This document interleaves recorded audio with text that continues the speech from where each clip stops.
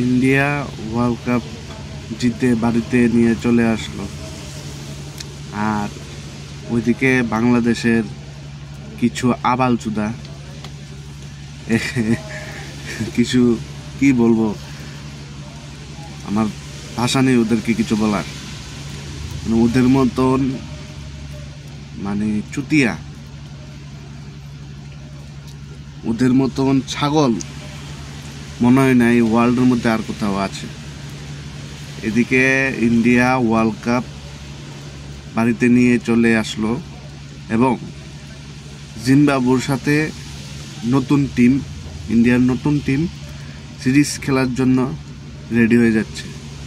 আর ওইদিকে বাংলাদেশের কিছু ছাগল এখনো সূর্যকুমার ক্যাচের রিপ্লে দেখছে জুম করে করে, কি ওটা আসলে কি আউট নাকি ছক্কা ছিল। কি বলবো, ইন্ডিয়া জিতে গেছে ওদের ঘুম নেই। হ্যাঁ, কেন? ইন্ডিয়া কে জানিস তোরা? হ্যাঁ,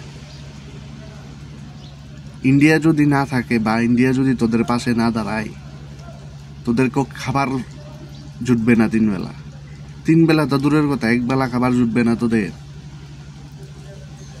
আরে মানতে হবে যে ইন্ডিয়াই তোদের বাপ, ইন্ডিয়াই তোদের বাবা।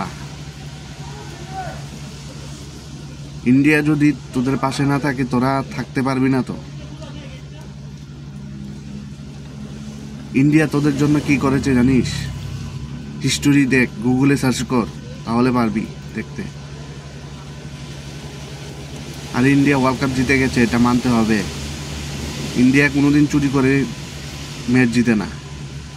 ইন্ডিয়ার পারফরমেন্স ভালো হয়, ইন্ডিয়ার প্লেয়াররা খুব ভালো খেলে, ইন্ডিয়া তাই ওয়ার্ল্ড কাপ জিতেছে।